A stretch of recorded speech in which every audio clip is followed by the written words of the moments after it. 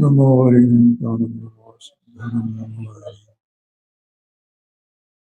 नमो मंगलमय मंगलकरण वीतराग ज्ञान नमो तायाते गए हरिहंतारे मंगल करे हो ग्रंथ कथन को काल याते मिले समाज संग आमें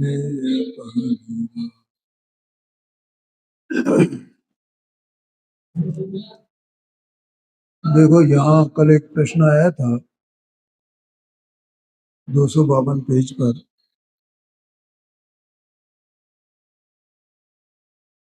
कि व्यवहार बिना निश्चय का उपदेश कैसे नहीं हो सकता,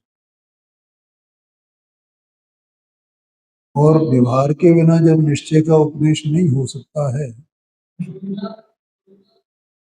तो व्यवहार में अंगीकार कैसे नहीं किया जाए। ये दो प्रश्न एक ही प्रश्न में समाहित है। जब व्यवहार के बिना निश्चय का उपदेश हो ही नहीं सकता है तो हम उस व्यवहार को आदर सम्मान क्यों नहीं दें, उसकी बात को सच्चा क्यों नहीं माने, ऐसा प्रश्न है। बोलो, समझ में आया कि नहीं आया? क्या कहा? व्यवहार में निश्चय का प्रतिपादन करने वाला है, व्यवहार नहीं के बिना निश्चय का उपदेश नहीं हो सकता है, तो फिर हम व्यवहार नहीं की बात को क्यों नहीं माने, उसको उसका आदर क्यों नहीं करें, उसका सम्मान क्यों नहीं करें, उसको झूठा क्यों कहें, ऐसा प्रश्न है।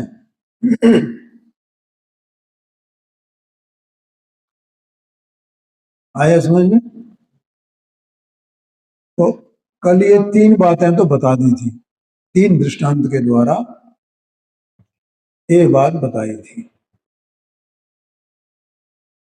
क्या बात बताई थी? कि व्यवहार के बिना निश्चय न्याय का उपदेश क्यों नहीं हो सकता। ये बात कल बताई थी। तो किस प्रकार से नहीं हो सकता है व्यवहार में के बिना निश्चय का उपदेश, क्यों नहीं हो सकता है? तो उसमें उत्तर ये दिया, तीन दृष्टांत दिए हैं भैया, 252 पेज निकाल कि देखो, मैं जो बोल रहा हूं उसको समझ लेना तो वो सब समझ में आए। जो अनाद मिथ्या दृष्टि जीव है ना, तो उसे अपना स्वरूप क्या है उसकी खबर नहीं। मैं आत्मा हूं इसकी इसे खबर नहीं है। वो तो देह में ही एकत्र बुद्धि करता है, देह को ही आत्मा मानता है, देह जीव को एक गिने है। उसे ये खबर ही नहीं है कि ये देह न्यारी है और मैं न्यारा हूं। अब आप है कैसा? तो निश्चय से आप परद्रव्यों से भिन्न और अपने स्वभावों से अभिन्न ऐसी स्वयं सिद्ध वस्तु है। ऐसी स्वयं सिद्ध वस्तु है कि नहीं है?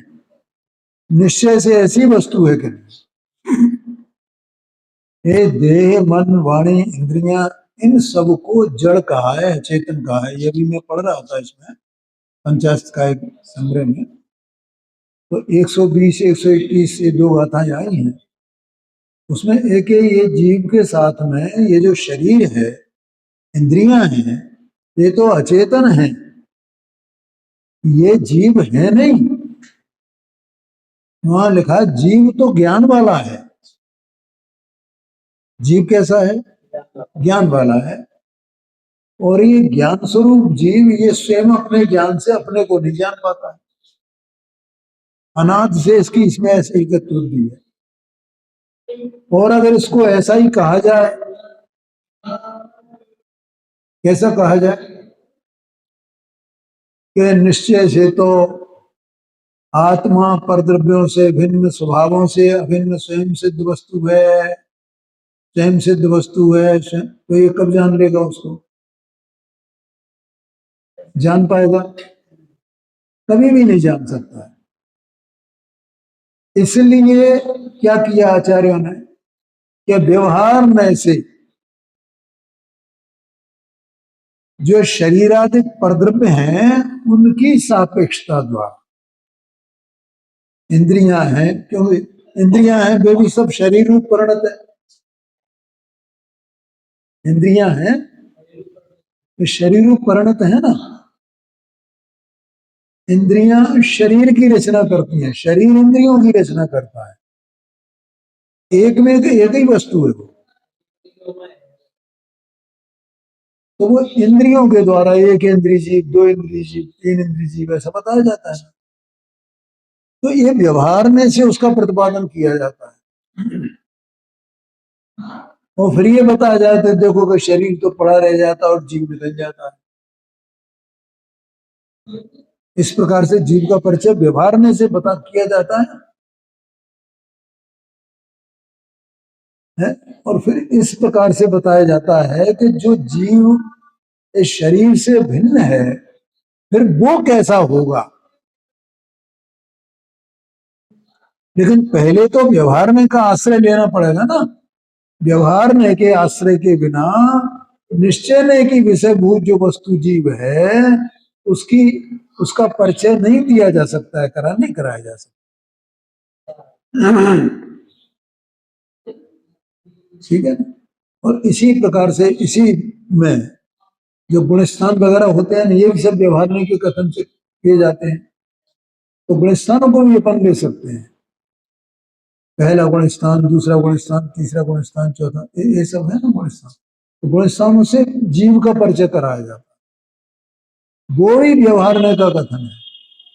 परमार्थ जीव जो परद्रव्य के भावों से और अपने स्वभावों से अभिन्न स्वयं सिद्ध वस्तु है, वो तो उसमें तो वो गुणस्थानों से भी रहित है। क्या कहा? हाँ, उस परम पावन भाव रूप जो भगवान अंदर में शुद्धात्मा विराजमान है उसका कौन सा गुणस्थान होता है? तो कोई गुणस्थान नहीं है, वो गुणस्थानातीत वस्तु है। आया समझ में? एक तो ये दृष्टांत दिया इस बात को समझाने के लिए कि व्यवहार में के बिना निश्चय का उपदेश कैसे नहीं हो सकता। दूसरा दृष्टांत लिया आचार्य देव ने कि देखो भाई, आत्मा एक अभेद सामान्य वस्तु है। ये लिखा है देखो, दूसरा पॉइंट देखो इसमें, अभेद वस्तु में भेद उत्पन्न करके, ऐसा लिखा। वस्तु तो अभेद है ना।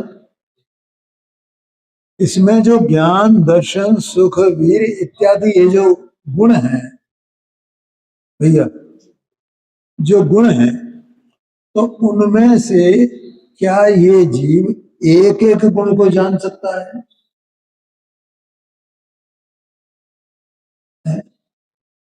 एक एक गुण को, एक एक गुण से उसकी पहचान कर सकता है? नहीं कर सकता है। ये चाहे कि मैं अकेले सुख गुण से को जान लू, आत्मा के अकेले सुख गुण को जानू, अकेले ज्ञान गुण को जानू, तो जान सकता है। क्यों? ए वाह, वस्तु में भेद ही नहीं है, वो तो अभेद है। अब अभेद वस्तु का परिचय कैसे करा जाए? अगर ऐसे ही कहते रहे कि आत्मा तो अनिश्चय नहीं से अभेद वस्तु है, अभेद वस्तु है, तो वो अभेद को जान सकता है। और है ऐसा ही, अभेद ही है वो। तो अब क्या करें कि उसमें भेद करके उसका परिचय कराया जाए। आत्मा ज्ञान वाला है, दर्शन वाला है, सुख वाला है, वीर वाला है, ऐसी आत्मा का परिचय कराया। तो ये अभेद में भेद उत्पन्न करना, ये व्यवहार नैका का धर्म है। और इस व्यवहार ने के आश्रय के बिना आत्मा का निश्चय जो स्वरूप अभेद स्वरूप है उसको नहीं समझा जा सकता। आत्मा के कोई भी चीज हो जगत में, कोई भी वस्तु हो, तो अपन जो है भेद के बिना उसको समझ सकते हैं क्या? है? कोई अपने छोटी सी तुच्छ सी चीज खरीदने जाए बाजार, मान लो एक साड़ी खरीदनी है, तो अपन कितने भेद देखते हैं उसमें, यानी भेद से उसका परिचय करते हैं। है? कि भैया कॉटन की है कि टेरी कोट की है, कि इसमें कितना वो मिला हुआ है, ये इसकी किनारी कैसी है, इसकी डिजाइन कैसी है, इसकी लंबाई चौड़ाई कितनी है? कौन सी कंपनी की है, कितनी कीमत है इसकी, क्या इसकी कोई ड्यूरेबिलिटी कितनी है, और इसका वजन कितना है, कितनी बातें हो जाती है ना उसमें। लेकिन वो वस्तु तो वो साड़ी तो अभेद है ना सब उसमें। तो ऐसे भेद के बिना अपन उसका परिचय प्राप्त कर ही नहीं सकते, इसलिए ये कहा गया कि अभेद वस्तु में भेद उत्पन्न करके ज्ञान दर्शनादि गुण पर्याय जीव के विशेष किए, भेद किए जीव के, तब जानने वाला जीव है, देखने वाला जीव है, इत्यादि प्रकार सहित उनको जीव की पहचान हुई। आया क्या नहीं आया क्या? और पहचानना उसी जीव को जो निश्चय का विषय जीव है, उसी को पहचानना है, और बताया जाएगा व्यवहार से। अब तीसरी बात, तीन दृष्टांत है यहां। निश्चय से वीतराग भाव मोक्ष मार्ग है। तो मोक्ष मार्ग है वो क्या है? वीतराग भाव है ना। देखो, सम्यक दर्शन, सम्यक ज्ञान और सम्यक चारित्र, ये तीन भाव मिलकर के मोक्ष मार्ग होते हैं ना। सम्यक दर्शन ज्ञान चारित्राणी मोक्ष मार्ग है, ऐसा जो कहा जाता है। तो ये जो सम्यक दर्शन ज्ञान चारित्र है, तो ये तीनों की एकता मोक्ष मार्ग है।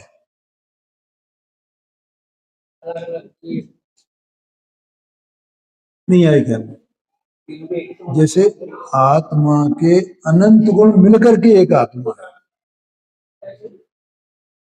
ऐसे मोक्ष मार्ग, सम्यक दर्शन, सम्यक ज्ञान, सम्यक चार, तीनों मिलकर के एक मोक्ष मार्ग है।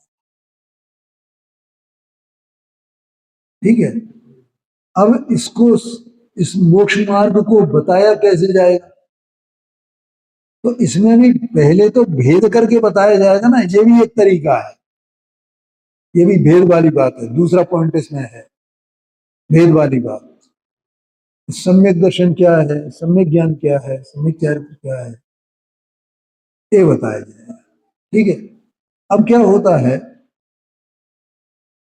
इस सम्यक दर्शन ज्ञान चारित्र जो है उसमें माने सम्यक दर्शन, सम्यक ज्ञान, सम्यक चारित्र जो निश्चय न के विषयभूत और तीनों की एकता रूप जो मोक्ष मार्ग है, वो तो अभेद है, सामान्य है, जीव में ही है, जीव के स्वभाव में ही है।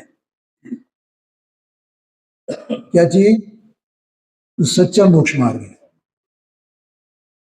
सच्चा मोक्ष मार्ग वो जीव के स्वभाव में ही है। लेकिन जब जीव के स्वभाव में मोक्ष मार्ग रूप कोई जीव होता है, तो वहां व्यवहार सम्यक दर्शन क्या है, व्यवहार सम्यक ज्ञान क्या है, और व्यवहार सम्यक चारित्र क्या है, वो भी बताया जाता है, ना बताया जाता है, और उससे उसकी पहचान कराई जाती है। क्योंकि जो निर्विकल्प सम्यक दर्शन ज्ञान चारित्र है और उन तीनों की एकता रूप जो आत्मा अभेद रूप परिणमन करता है, वो आत्मा मोक्ष मार्गी है। तो वो तो समझ में आएगा नहीं किसी को मोक्ष मार्ग क्या है। क्या भैया, समझ में आया कि नहीं? तो फिर कैसे उसका परिचय कराया जाए? तो वहां व्यवहार सम्यक दर्शन ज्ञान चारित्र से उस मोक्ष मार्ग का परिचय कराया जाए।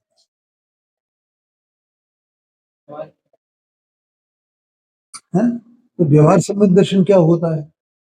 ये सात तत्व का श्रद्धान, वो व्यवहार सम्यक दर्शन है। ख्याल में आया कि नहीं? देखो वो व्यवहार कैसे है, क्योंकि जो जीव वस्तु है स्वयं, वो ये जो सात तत्व कहे जाते हैं ना, सात तत्व रूप ये जीव स्वयं परिणमता है।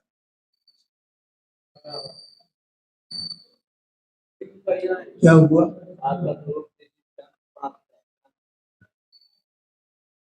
आया कि नहीं है क्या? किस कौन? जो जीव स्वयं मोक्ष मार्गी होता है, वो इन सात तत्व रूप से परिणत होता है।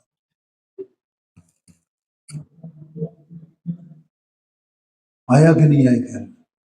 तो वो सात तत्व से उसके सम्यक दर्शन का परिचय कराया जाता है। वो उसके साथ साथ जो उसके स्वयं के भाव हैं, जीव स्वयं उन सात भावों रूप परिणमा है।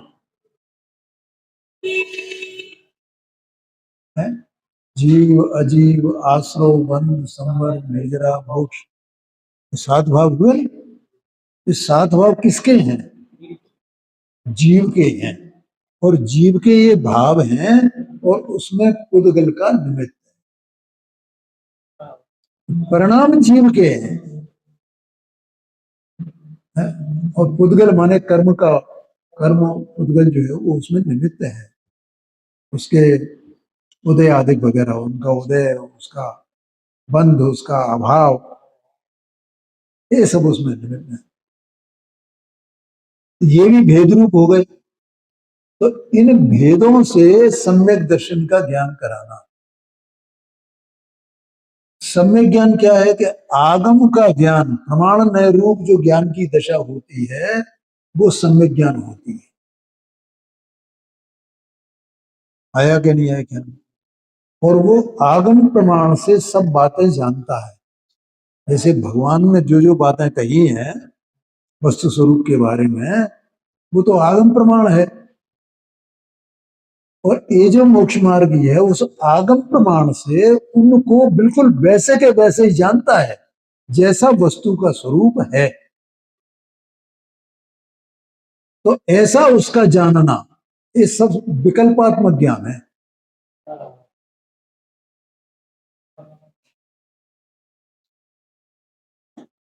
ध्यान में आया भी? ये व्यवहार सम्य ज्ञान कहा जाए। और सम्यक चारित्र क्या है? व्यवहार सम्यक चारित्र ये सब विकल्प रूप हो गया। सात तत्व का स्वरूप उसका श्रद्धान होना, ये विकल्प। आगम प्रमाण ज्ञान का होना, ये विकल्प। ठीक है। और मोक्ष मार्ग में जो चारित्र होता है, तो वो चारित्र तो स्वरूप में स्थिरता रूप होता है।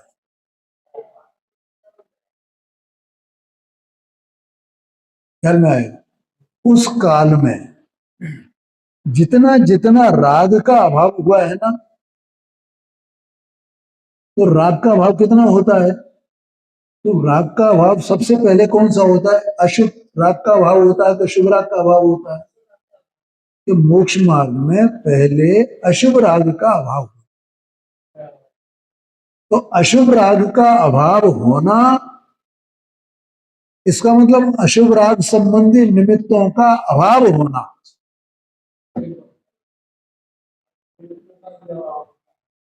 क्या कहा? अशुभ राग का अभाव होता है तो अशुभ राग के, जब अशुभ राग नहीं रहा तो अशुभ राग के निमित्त भी नहीं रहे ना वहां। कैसे? जैसे हम लोग जो गृहस्थ हैं, तो हमारा जो गृहस्थपन में जो हमारे परिणाम चलते हैं, जैसा राग चलता है, तो वो अशुभ चलता है कि शुभ चलता है? अशुभ चलता है। बिल्कुल बिल्कुल एकदम निरंकुशता से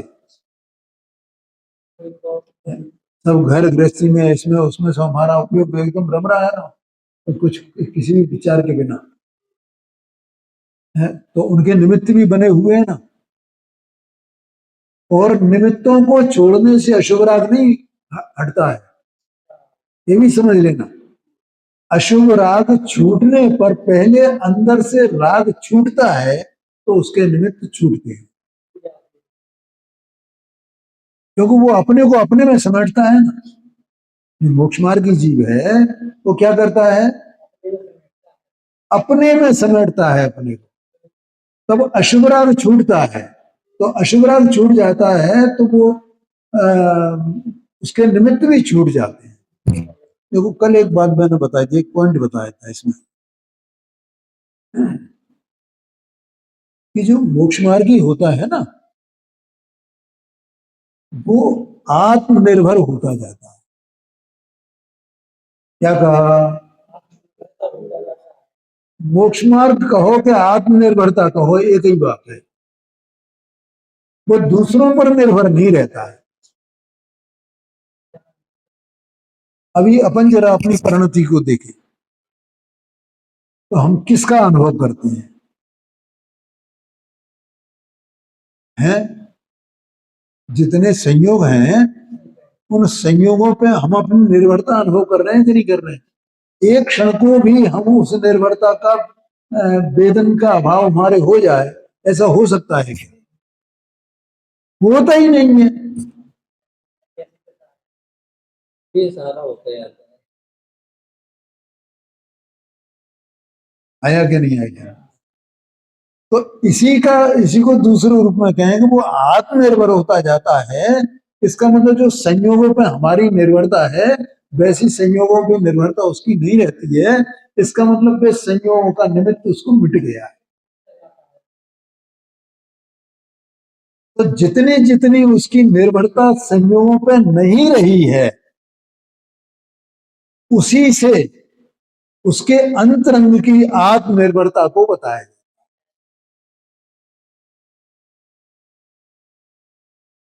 आत्मनिर्भरता तो पता चलेगी नहीं, ये क्या है? एक अभव्य द्रव्यलिंगी भी वैसा ही वेश बना लेता है?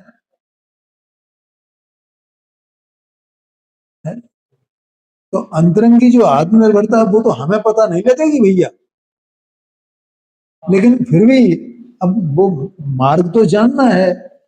तो वो आत्मनिर्भरता को बताने के लिए संयोगों पर निर्भरता नहीं है, और संयोगों पर निर्भरता नहीं होती है, तो वो बाहर से कैसी दशा होती है, उसको चारित्र कहा जाता है, व्यवहार से। उसको व्यवहार से मोक्ष मार्ग कहा है। उससे उसे बताया जाता है कि देख भाई, ये मोक्ष मार्ग है।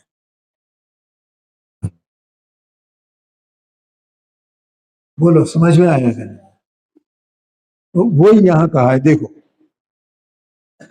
निश्चय से वीतराग भाव मोक्ष मार्ग है। उसे जो नहीं पहचानते, उनको ऐसे ही कहते रहें तो वे समझ नहीं पाए। आया क्या नहीं आया? है? तब उनको व्यवहार में से, देखो पहला पॉइंट ये आ गया ना, तत्व श्रद्धान ज्ञान पूर्वक, यानी तत्व श्रद्धान और ज्ञान, आगम प्रमाण ज्ञान, वो ज्ञान, ये व्यवहार ज्ञान लिया, व्यवहार सम्यक दर्शन, व्यवहार सम्यक ज्ञान, ठीक है। तत्व श्रद्धान ज्ञान पूर्वक और द्रव्य के निमित्त मिटने की सापेक्षता द्वारा व्रतशील संयमादि रूप वीतराग भाव के विशेष बतलाए। ये आत्मनिर्भरता के विशेष हैं और वे किस रूप में है? व्रतशील संयमादि रूप। कोई व्रतशील संयमादि ही जो है वो मोक्ष मार्ग नहीं है।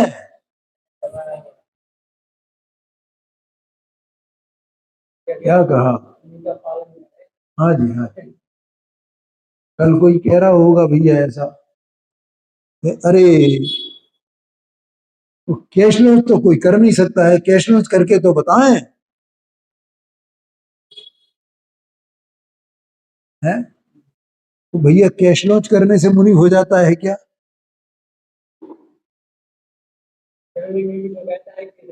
क्यों भैया?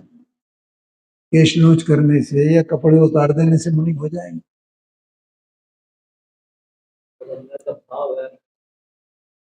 अभी तो इसमें 121 नंबर की गाथा है इसमें पंचास्तकार में, देखो अभी अभी मैंने देखी थी ये।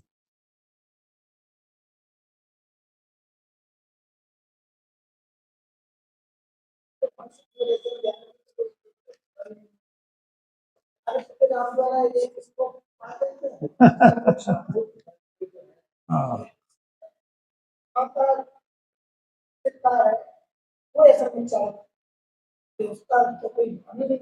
बिल्कुल।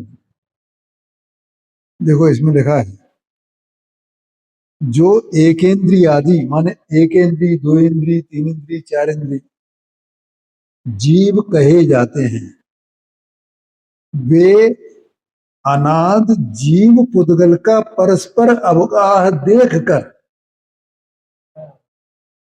परस्पर अवगाह देखकर व्यवहार नय से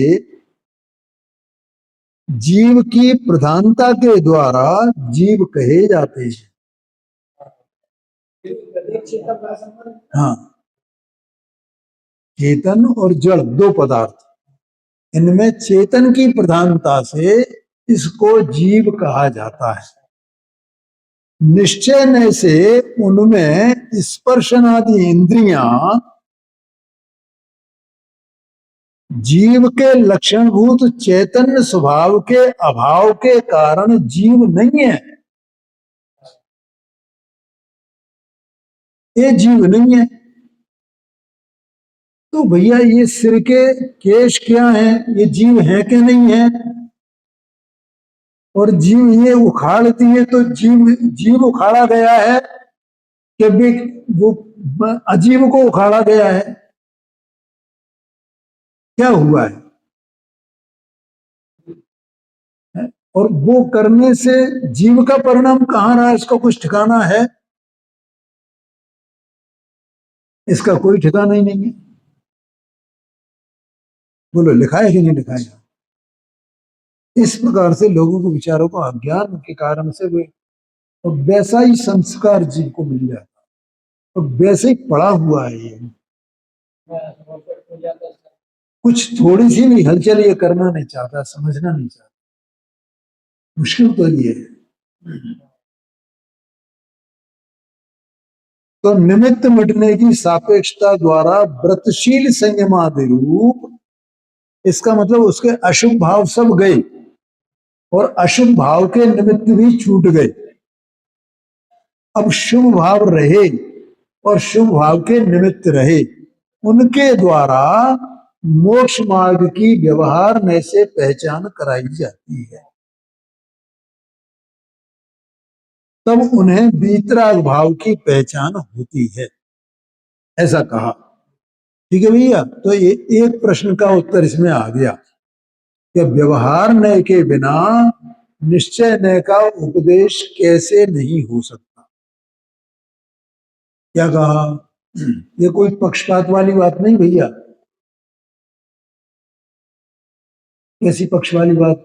पक्षपात वाली बात कि भैया वो सीधा निश्चय का उपदेश करो ना, ये तो निश्चय का उपदेश करते हैं ना, ये तो निश्चय का उपदेश, निश्चय वाले तो निश्चय वाले निश्चय का ही उपदेश करते हैं, व्यवहार का उपदेश नहीं करते हैं।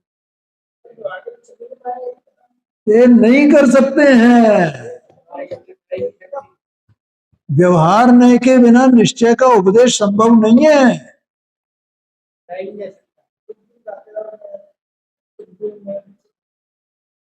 क्या कहा?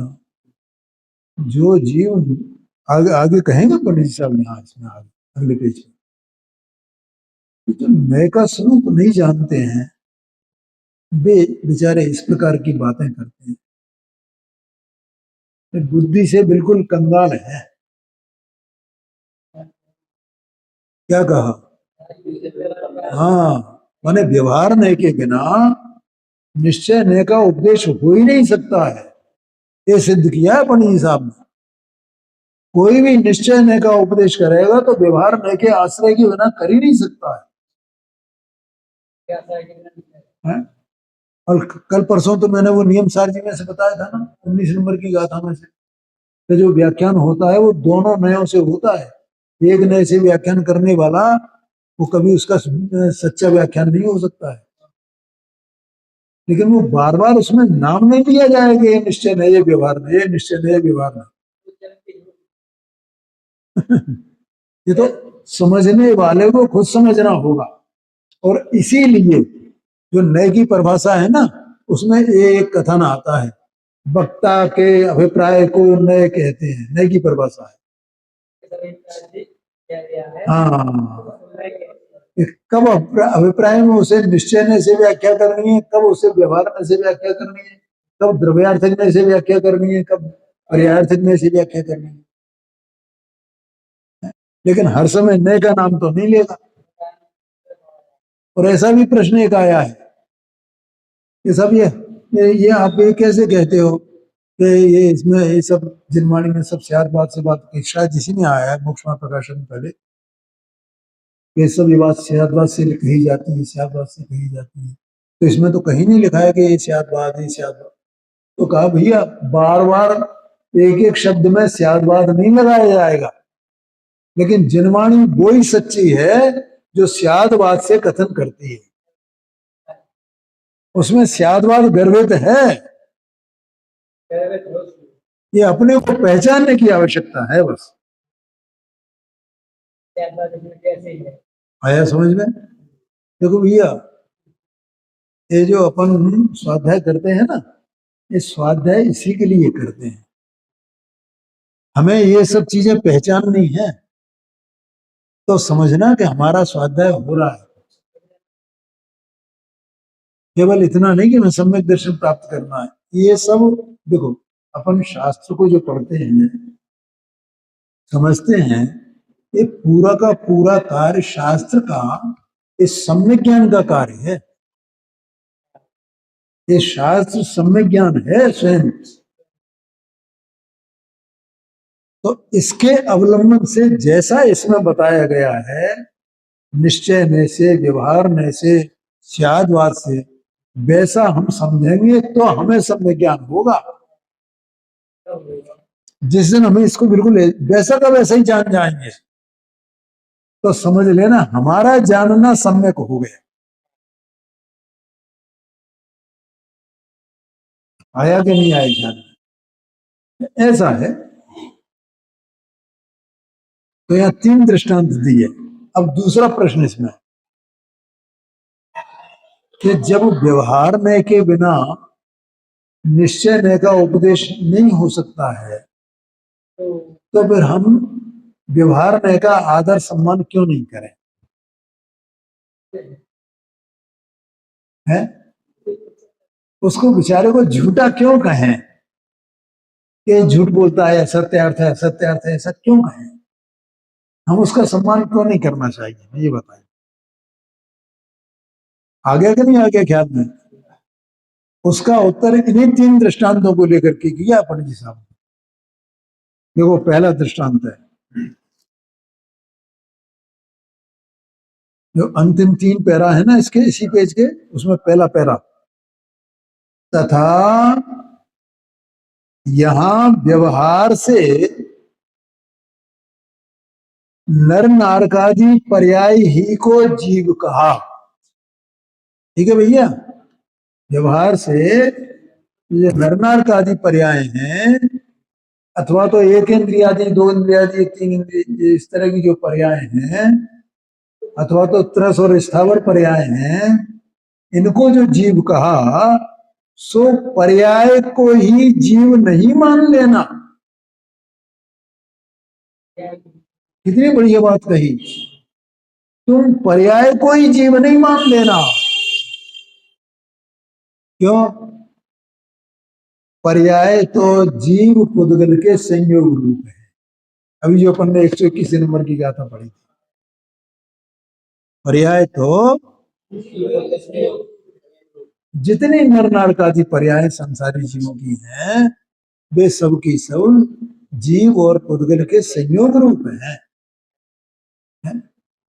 तो इसमें पुद्गल भी मिला हुआ है और जीव भी है, चेतन वस्तु भी है। तो पुद्गल और जीव दोनों मिलकर के जीव हैं कि जीव की सत्ता न्यारी है और पुद्गल की सत्ता न्यारी है। ये बात है।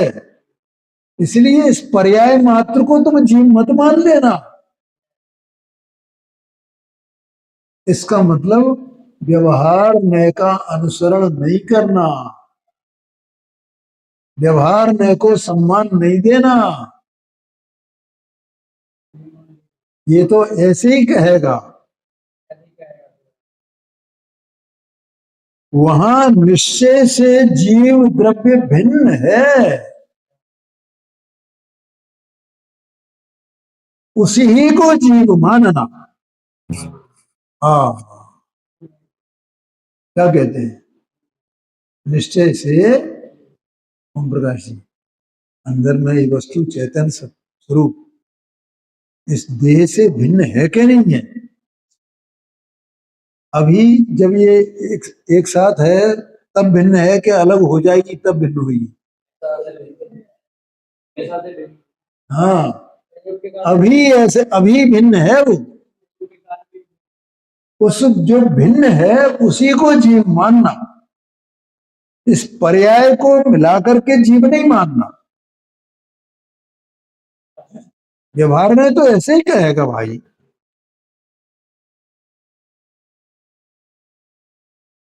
जीव के संयोग से शरीर आदि को भी उपचार से जीव कहा। क्या कहा? मुझे तो लगता है पंडित जी साहब ने ये 121 नंबर की गाथा पंचाशत का है कि उसी के आधार पर लिख दिया है इसको। यही लिखा है इसमें, जीव के संयोग से, जैसे घी के संयोग से मिट्टी के घड़े को घी का घड़ा, ऐसे जीव के संयोग से इस पर्याय को जीव की पर्याय कहा जाता है।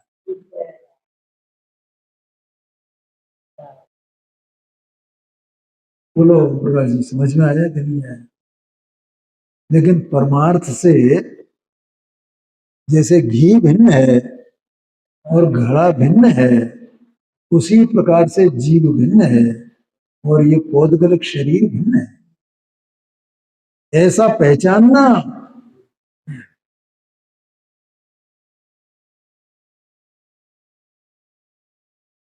उपचार से जीव कहा सो कथन मात्र ही है, कथन मात्र ही है, कहने भर को ही है। परमार्थ से शरीर अधिक जीव होते नहीं है। ये शरीर अधिक जीव होते नहीं है। जैसे घड़ा कभी घी का होता नहीं है, मिट्टी का ही होता है। ऐसा ही श्रद्धान करना। बोलो, अपन कभी ऐसा श्रद्धान कर सकते हैं क्या? घी घी का घड़ा कोई होता है? वो मिट्टी का घड़ा तो मिट्टी का ही होता है, ऐसे ही श्रद्धान करेंगे अपन? तो घी के संयोग से उसे घी का घड़ा कहा जा रहा है।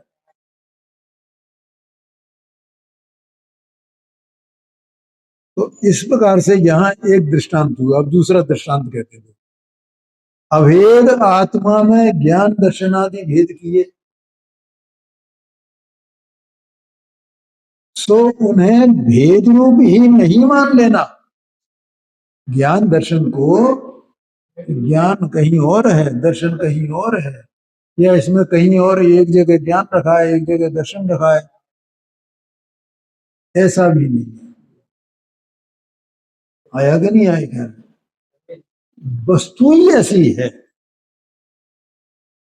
तो उसमें ज्ञान दर्शन का किसी का कोई भेद है नहीं, अब यही वस्तु है। और ज्ञान दर्शन नहीं हो ऐसा भी नहीं है, ऐसी वस्तु भेदा भेदात्मक है। लेकिन मानने के लिए जो भेद करने जाएंगे तो विकल्प उत्पन्न होता है,